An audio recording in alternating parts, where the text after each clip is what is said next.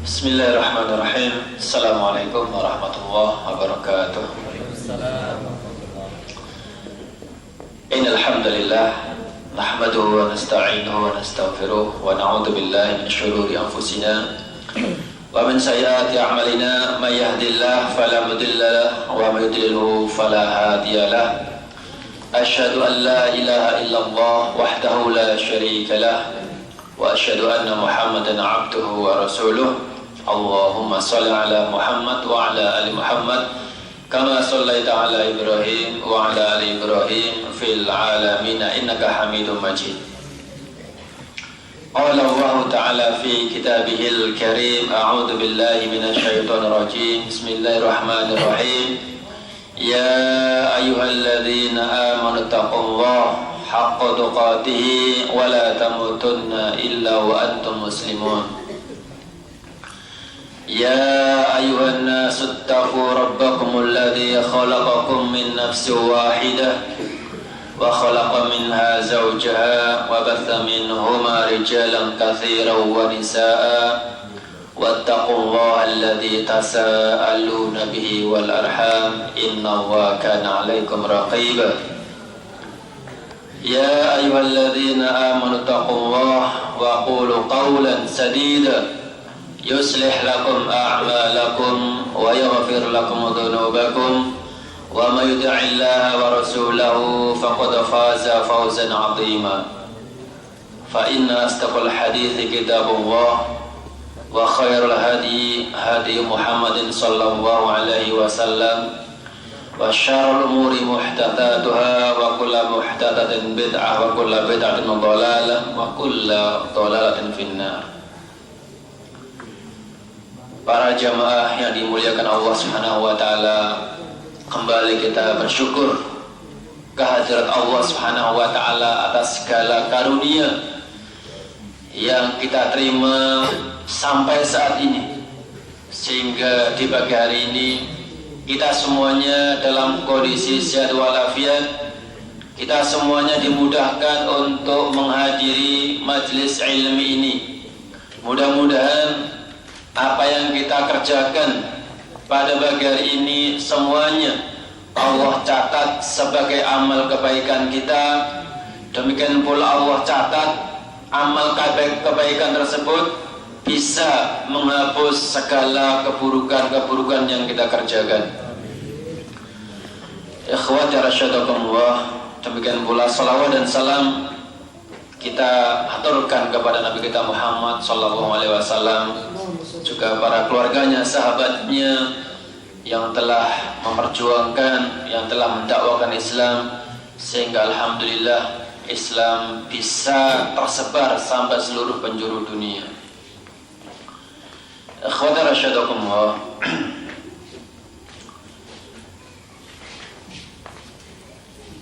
Mungkin teman-teman sudah tahu dan mendengar tadi malam jam 1 Raja Abdullah telah meninggal dunia. Ini adalah berita duka bagi kaum muslimin. Inna lillahi wa inna ilaihi raji'un. Sesungguhnya kami adalah milik Allah dan kepadanya lah akan dikembalikan. Wah sekalian, semua tahu siapa Raja Abdullah. Orang tidak ada yang sempurna, tidak ada yang lepas dari kekurangan, kesalahan. Namun kalau kita lihat dari sisi positifnya, kelebihannya, kebaikan, kemanfaatan bagi kaum muslimin di seluruh penjuru dunia. Dan kalau orang mau berpikir secara positif, tentu akan mendapatkan banyak hal. Satu misalnya, kalau kita lihat bantuan masjid di seluruh dunia, tahunya dari mana? Tahunya dari Saudi, baik dari rakyat maupun dari pemerintah.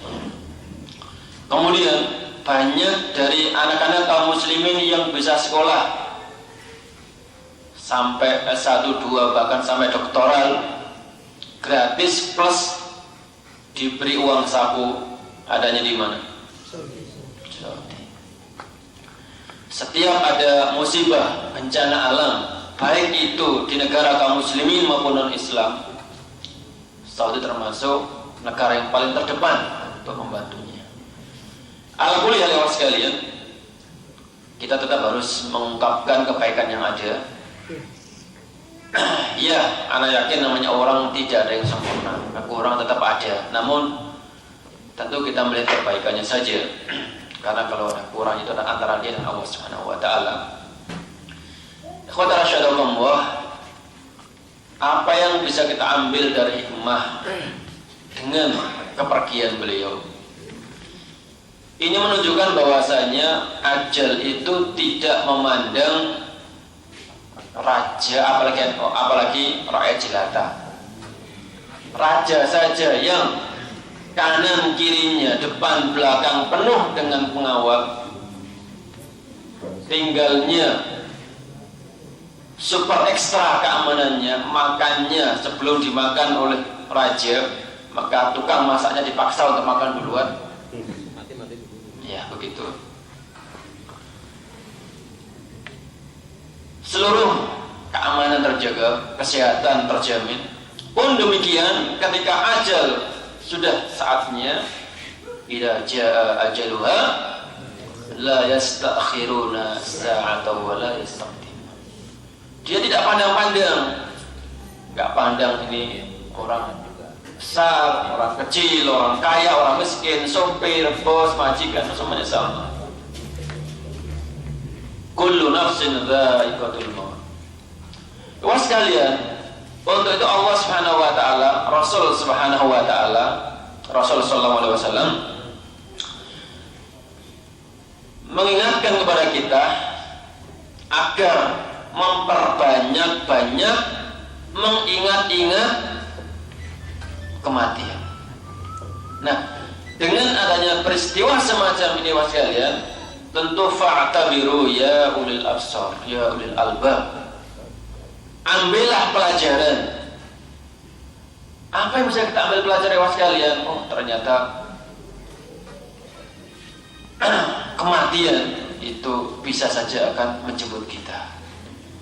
Jadi kita tidak boleh merasa karena kita ini umurnya masih muda dan si fulan biasanya matinya itu tua, wah kita masih punya banyak kesempatan. Oh, tidak bisa. Banyak juga orang yang masih muda kemudian Allah ambil umurnya. Banyak juga orang yang tidak pernah sakit tiba-tiba meninggal. Ada yang sakit bertahun-tahun tidak meninggal. Kemarin misalnya boleh jadi itu adalah seksa. Misalnya kemarin mantan perdana Israel Ariel Sharon ya, kurang lebih 6 tahun. Istilahnya apa itu? Koma. Jadi belum meninggal tetapi tidak bisa berbuat apa-apa atau bergerak. Anda bisa bayangkan 6-8 tahun itu. 6 tahun ya. 6 tahun dalam kondisi seperti itu. Ada yang sehat tiba-tiba, mungkin antum tahu ya, di Madinah, di Mekah banyak itu, sedang sholat di Madinah kemarin sedang sujud tidak bangun-bangun. Masya Allah ya, husnul khotimah. Kemarin di Mekah pas kita sedang tawaf umrah teman-teman, ada yang melihat katanya salah satu jenazah masih dalam kondisi berihram. Artinya bahwa saat dia ihram, saat dia tawaf, saat dia umrah, Allah memanggilnya. Ada yang pas dalam kondisi tawaf, kemudian Allah memanggilnya. Ya sekalian, ternyata ajal jikalau sudah saatnya dia tidak pamitan lagi.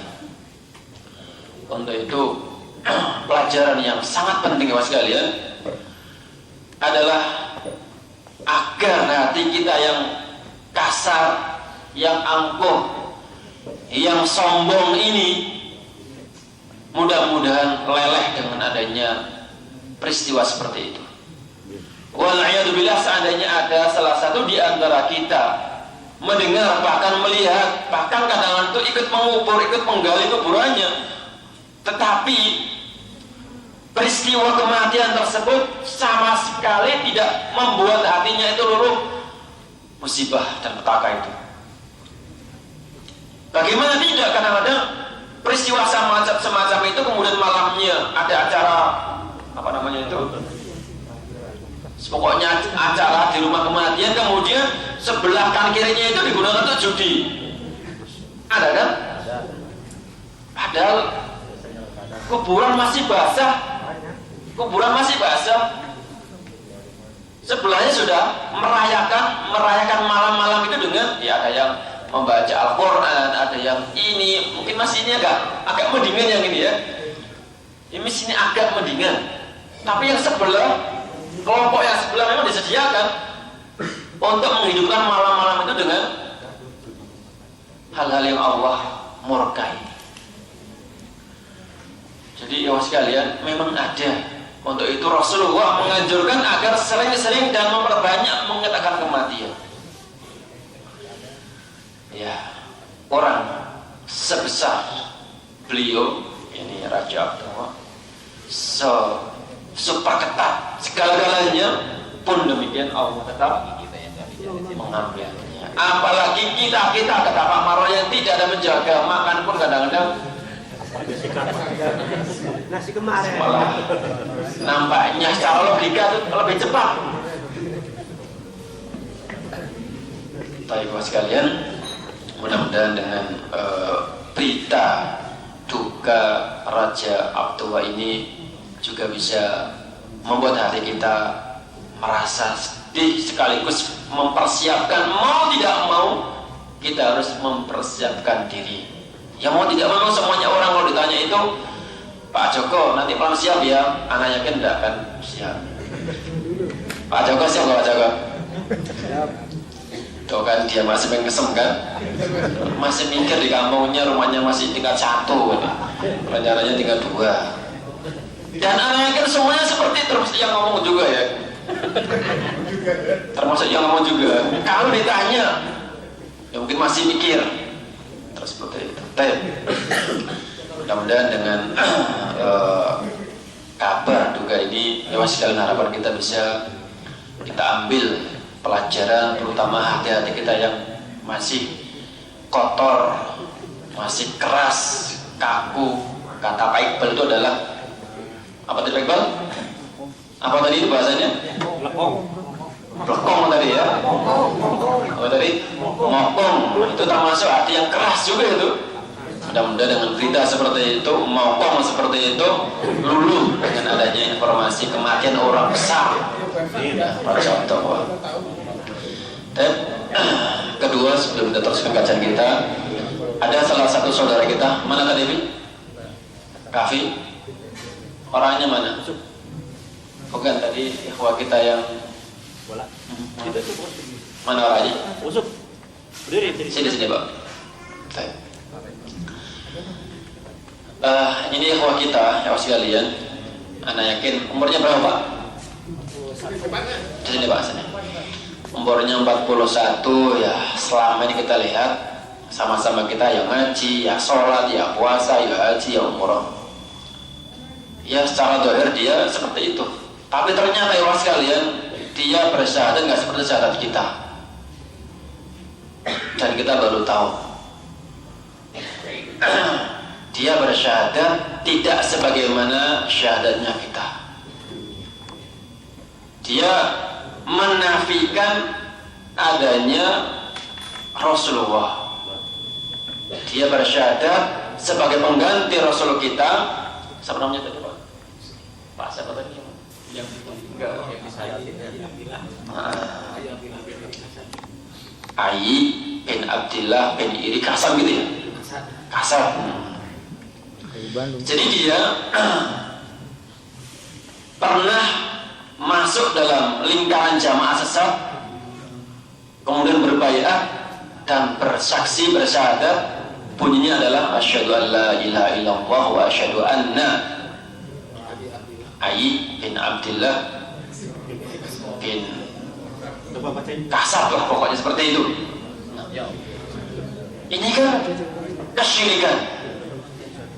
Nah, kalau orang sudah masuk terjerumus dalam perbuatan seperti itu, maka tentu kata Allah Subhanahu wa taala wala in asyrakta la yahbatanna 'amaluka. Ini kita Muhammad diingatkan. Muhammad, kalau engkau terjerumus melakukan, dan tidak mungkin kan, mustahil Rasul seperti itu.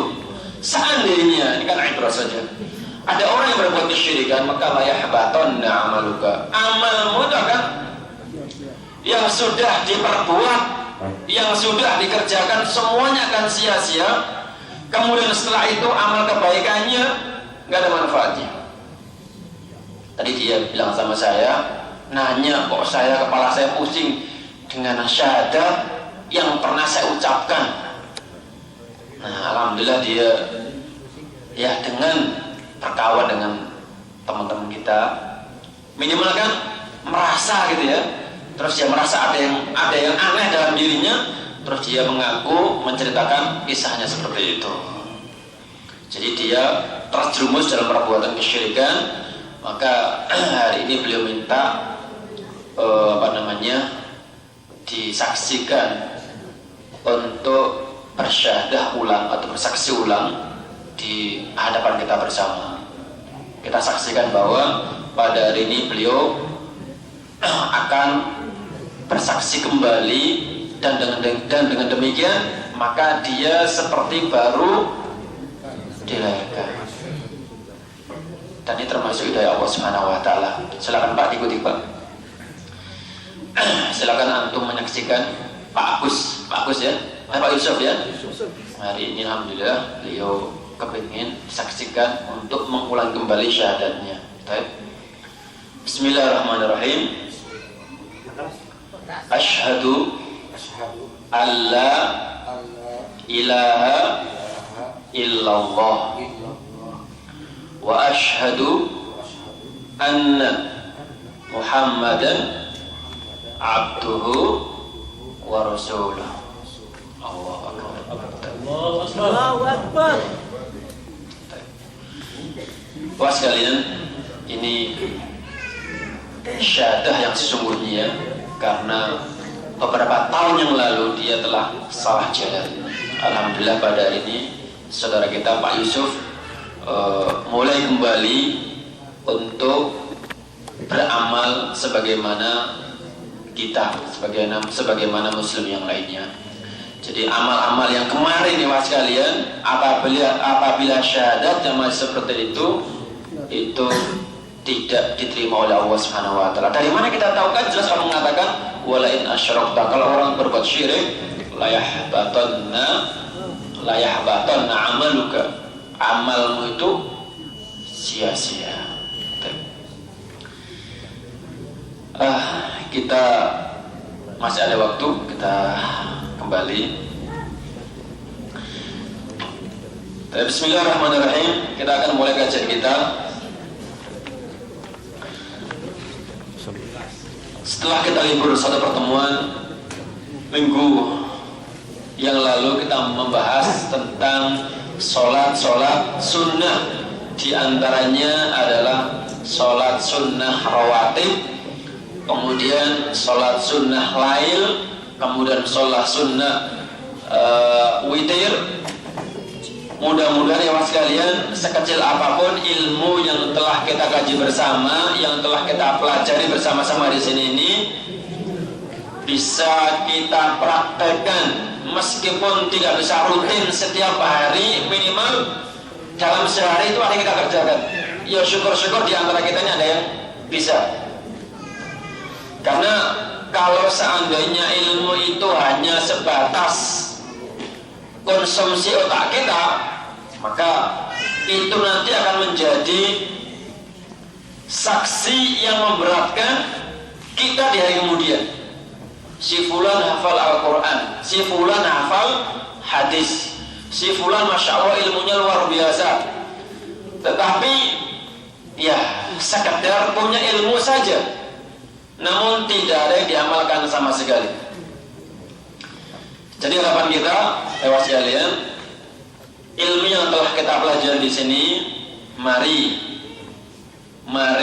mulai kita praktekkan Kalau belum bisa rutin minimal karena sunnah rawatib itu adalah sekian kali, maka minimal satu lah. Jangan sampai dalam sehari itu tidak ada sama sekali yang kita amalkan. Qobliyah ba'da zuhur, kemudian ba'diyah maghrib, kemudian ba'diyah isya, dan kemudian qobliyah zuhur. Kalau qobliyah fajar atau rakaat al-fajar.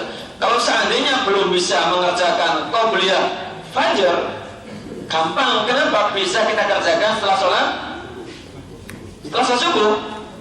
Jadi misalnya bangunnya udah susah, kita bangun sudah ada ke kamar mandinya sekian menit, ke masjid sudah qomat, kemudian sampai sana sudah gak ada kesempatan untuk sholat tahiyah maupun rakaat al-fajar, tak apa. Tetap kita kerjakan kapan? Setelah sholat subuh.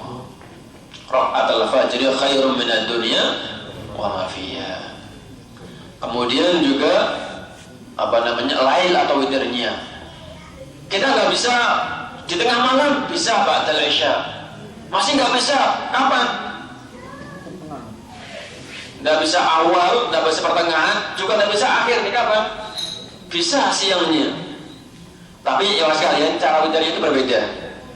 Kalau witir di qadha itu kemarin belum sempat saya sampaikan, itu bukan ganjil, tapi menjadi genap. Ya. Jadi kalau kita mau qadha witir di siang hari bisa, tetapi dengan cara genap, gitu ya.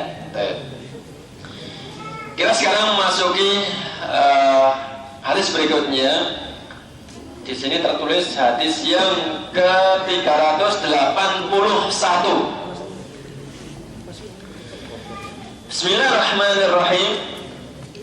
Wa an Aisyah radhiyallahu ta'ala anha qalat kana Rasulullah sallallahu alaihi wasallam yusalli duha arba'an wa yazidu ma syaa, rawahu Muslim.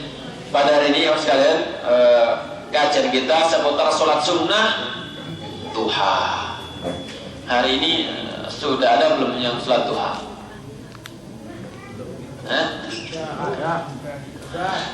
Ya, semoga Allah memberkatinya bagi yang sudah mengerjakan. Tapi yang belum, mudah-mudahan masih ada waktu. Karena sesungguhnya waktu yang paling afdol sholat duha itu adalah sebelum duhur. Ya, waktunya banyak, tetapi yang paling afdol itu adalah sebelum duhur. Baik. Dari Ummul Mukminin Aisyah, semoga Allah meridhoinya, ia berkata, karena Rasulullah sallallahu alaihi wasallam yusalli ad-duha arba'an. Rasulullah sallallahu alaihi wasallam salat duha 4 rakaat. Di sini menggunakan fi'il madhi kana Rasulullah yusalli ad-duha. Kana itu biasanya menunjukkan arti lampau, sesuatu yang telah terjadi. Tetapi kemudian disambung dengan fi'il mudhari yang mengandung arti sedang, ya kan? Jadi ini ada fi'il madhi kemudian bersambung dengan fi'il mudhari. Kana Rasulullah sallallahu alaihi wasallam yusalli ad-duha arba'an.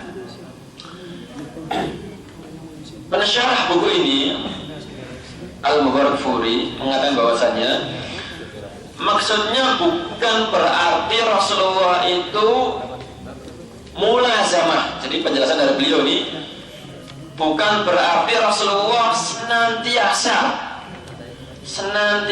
sholat duha.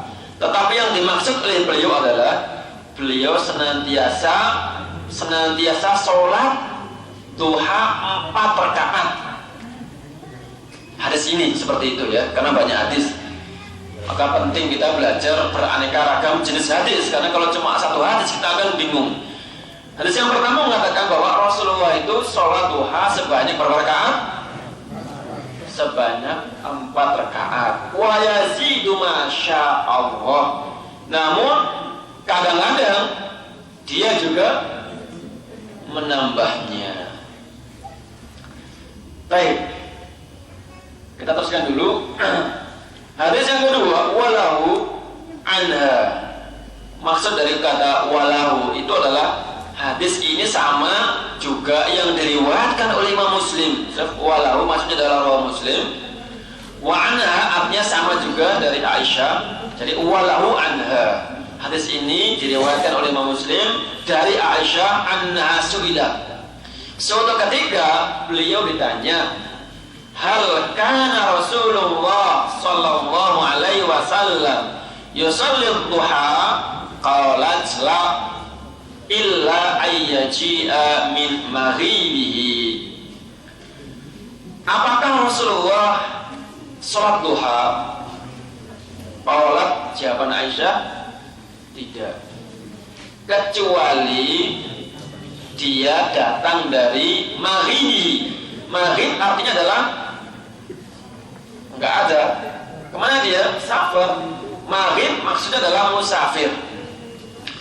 Di hadis yang kedua ini mengatakan bahwa Rasulullah tidak sholat duha kecuali dia datang dari safar. Kemudian hadis yang ketiga, walahu anha, sama juga walahu dari Imam Muslim, anha dari diriwayatkan dari Aisyah, ma ra'aitu Rasulullah sallallahu alaihi wasallam yusalli sabhata duha qattun. Saya tidak melihat Rasulullah salat duha.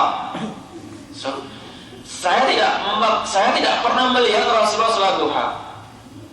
Namun demikian, wa inni la usabbihuha, namun aku senantiasa salat duha. Wah, sekalian perhatikan coba 3 hadis ini.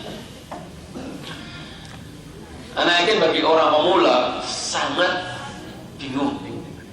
Ini hadis 3. Yang pertama, Rasulullah sholat duha. Yang kedua, sholat jikalau pulang safar. Yang ketiga, tidak pernah sholat.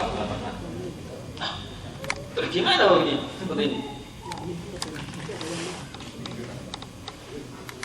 Nah, Anda bisa bayangkan seandainya kita di Indonesia kemudian beli buku dan buku itu hanya menyantumkan 1 hadis saja, misalnya hadis yang terakhir ini, ma ra'aitu Rasulullah yusalli duha.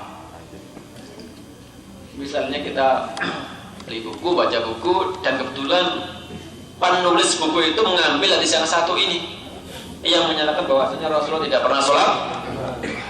Ya sudah, yang memang Rasul tidak pernah sholat, kapan kita sholat? Maka nanti itu ada sebagian yang mengatakan duha itu adalah bid'ah.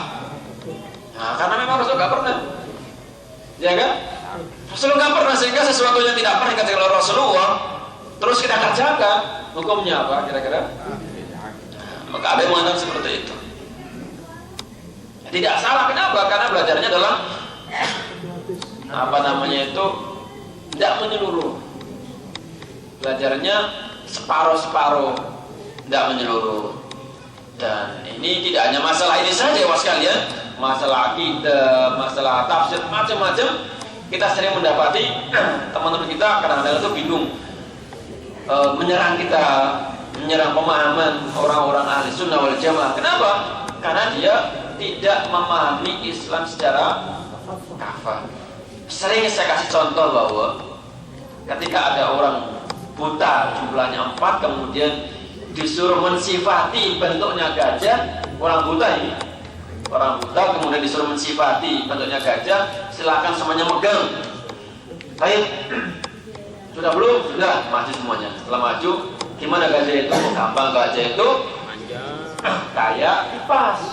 Yang satu enggak, kayak tong, enggak. Yang satu kayak tiang, yang satu kayak apa? Kayak kayak kecut. Kira-kira gimana penilaian kita? Betul apa salah? Ya benar semuanya. Ya dapat nilai Benar semuanya. berapa nilainya? Ya, seperti itu. Kenapa? Yang bilang kayak kipas karena dia megangnya pas yang pegang adalah telinganya. Yang bilang kayak Tom karena pas yang dipegang adalah perutnya. Yang kayak tiang karena yang dipegang adalah kakinya. Dan yang bilang kayak kecut adalah jangan repot dan saya menyalahkan. Oh, kamu bodoh, yang betul itu adalah kayak kecut. Wah, apalagi kamu bodoh lagi malah. Yang betul itu adalah kayak Tom. Nah, saling menyalahkan lagi. Nah, ini contoh ini satu hadis bilang tidak pernah, yang satu pernah dengan catatan seperti ini, yang satu senantiasa. Mana yang paling betul? Ya belajar secara utuh, belajar secara utuh. Maka taknya kita sering mengatakan wa fawqa kulli dhi ilmin alim. Kita nggak boleh merasa paling pintar, kita nggak boleh kayak kata di dalam tempurung merasa paling pintar. Untuk itu kata Rasulullah, hendaknya kita ini belajar dari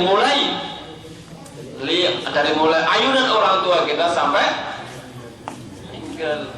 Utlubul ilma minal mahdi ilal lahdi. Tidak boleh kita merasa pintar. Baik, jemaah sekalian, kita kembali masalah hukum sholat duha. Setelah kita melihat 3 hadis yang secara dhahir kelihatan berseberangan, maka sesungguhnya para ulama hadis itu namanya al-jam'u atau tawafuq bainal ahadis. Bagaimana cara mengkompromikan di antara atau menggabungkan pemahaman di antara macam-macam hadis yang seakan-akan berseberangan. Yang ini bilang senantiasa, yang ini iya, jikalau yang terakhir adalah tidak pernah. Maka bagaimana cara mengkompromikannya? Cara mengkompromikannya ya sekalian adalah pertama, sholat duha hukumnya adalah sunnah. Hukumnya adalah sunnah yang sangat dicintai oleh Rasulullah SAW. Nah, sunnah apabila dikerjakan berpahala, dan kalau ditinggalkan maka tidaklah dosa. Nah, hadis yang pertama sama-sama 3 hadis yang berbeda-beda ini, dan periwayatnya, rawinya sama Muslim, kemudian sahabiatnya juga sama, itu Aisyah. Aisyah pertama mengatakan Rasulullah itu kalau sholat duha 4 rakaat, dan kalau mau Rasulullah menambahinya. Ini tidak berseberangan dengan yang kedua. Kenapa? Berarti kalau begitu Rasulullah itu kalau pulang dari safar atau bepergian langsung sholat duha, ya kan? Berarti kalau begitu, kalau kita gabungkan dengan yang pertama mengatakan sholat duha, maka yang kedua seringnya Rasulullah adalah ketika pulang safar. Nah, misalnya ke ziarah ke sahabat atau kemana, maka namanya orang pergi mesti pulangnya agak siang. Jadi yang kedua menunjukkan Rasulullah seringnya adalah sholat duhanya itu adalah siang. Dan yang ketiga yang mengatakan tidak pernah, maksudnya sekalian, hikmahnya adalah agar orang itu tidak menganggap bahwa sholat duha itu adalah wajib. Nah, itu maksudnya. Korelasinya apa? Korelasinya bagaimana Aisyah mengatakan seperti itu, saya tidak pernah Rasulullah sholat duha, sementara dia sholat. Kan berseberangan ini. Nah, kalau Anda berkata, ya wahai Aisyah, Anda sholat duha, sementara Rasulullah tidak pernah sholat, gimana ini? Ya kan? Nah, jadi ini hadis yang satu, ma ra'aitu Rasulullah yusalli sab'ata duha qattun. Saya tidak pernah melihat Rasulullah sholat duha sama sekali. Namun wa inni la usabbihu. Namun saya sholat. Nah, kan ini kalau kita pahami kan berseberangan. Pemahamannya bagaimana? Pemahamannya adalah agar orang itu tidak menganggap bahwa duha itu hukumnya wajib. Nah, kemudian kalau kita sekalian, sesekali ditinggalkan, sesekali. Tapi kalau kita sudah paham dan punya kemampuan, dan kita sudah punya ilmu bahwasanya ini wajib, itu sunnah, tidak apa-apa. Tapi ke orang-orang awam perlu seperti itu. Makanya Rasulullah ketika sholat taraweh 3 hari 3 malam terus menerus berjamaah di masjid, kemudian beliau tidak keluar. Para sahabat menunggu. Para sahabat menunggu. Tapi beliau tidak keluar, diam saja di rumah. Nah, apa hikmahnya? Hikmahnya agar orang tidak menganggap bahwa sholat tarawih berjamaah itu adalah wajib. Nah, seperti ini juga. Nah, jadi meskipun kita membaca ada di hadis yang berseberangan, yang kelihatan secara bahwa itu berseberangan, sesungguhnya adalah tidak saling menguatkan dan saling memberikan hikmah. Yang pertama, Rasulullah sholat duha. Yang kedua, seringnya ketika dari safar, artinya bahwa dia sedang agak siang. Kenapa? Memang utamanya seperti itu. Dan yang ketiga, kadang-kadang ditinggalkan agar orang tidak menyangka bahwa duha itu adalah wajib. Hadis berikutnya buat kalian. Dari Zaid bin Arqam, semoga Allah meridhoinya, anna Rasulullah sallallahu alaihi wasallam qala salatul awwabin. Awwabin dikatakan sebagai sholat duha, ini termasuk salah satu keutamanya. Awwabin adalah orang-orang yang kembali, orang-orang yang bertaubat kepada Allah Subhanahu wa taala. Ini kelebihan sholat duha. Hina tarmadu al-khisalu. Jadi sholat awwabin dikerjakan ketika anak unta itu sudah terasa kepanasan. Nah, ini dulu kan tidak ada jam. Apakah duha itu jam 9, apakah jam 10? Dulu nggak ada jam. Bagaimana kalau misalnya cuaca mendung? Anak unta sehari penuh di padang pasir, tidak kepanasan, berarti nggak ada waktu. Logikanya seperti itu. Kalau anak unta sudah kepanasan, kira-kira jam berapa? Kira-kira 10, kira-kira jam 10-11 kan? Nah, ini nyambung dengan Rasul tadi itu. Rasulullah itu tidak sholat duha kecuali ketika datang dari waktu siang, bukan pagi. Namun demikian mas sekalian, waktu duha maftuh bagi kita semuanya. Kapan kita mampu? Mulai dari 10 menit atau 13 menit setelah matahari terbit. Maka di sini ada dua istilah. Ini istilahnya adalah sholat isyraq atau sholat duha. Jadi misalnya kata Rasulullah kan, barang siapa yang sholat man sholat ghada ma'al jamaah, barang siapa yang sholat subuh berjamaah di masjid, kemudian dia duduk berzikir kepada Allah Subhanahu wa taala sampai matahari muncul, kemudian dia sholat, maka dia mendapatkan pahala seperti pahala orang umroh tamah. Ini namanya sholat isyraq, ya kan?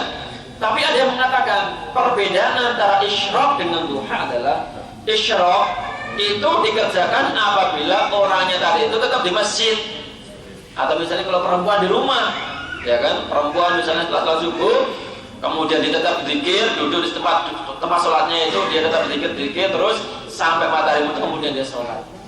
Itu isyraq. Tapi bagi orang yang misalnya kayak kafir, misalnya subuh kemudian pulang main bola, kemudian siang terus sholat 2 rakaat, ini bukan isyraq, duha. Meskipun misalnya pas 10 menit setelah muncul matahari juga dikatakan duha. Karena apa? Dia tidak ada syarat tadi itu. Syaratnya apa tadi itu? Kalau isyraq di masjid duduk berzikir kepada Allah, kemudian sholat. Jadi lewat kalian, waktu duha adalah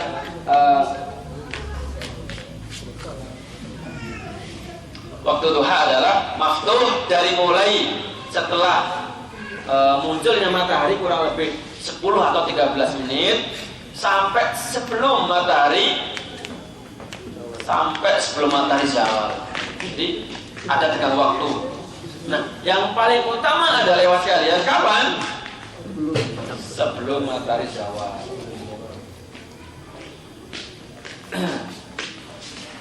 Kemudian lewat kalian ditambahkan dari Anas, semoga meridhoinya, qala Rasulullah sallallahu alaihi wasallam, man shalla duha 12 raka'atan banallahu lahu qasran fil jannah.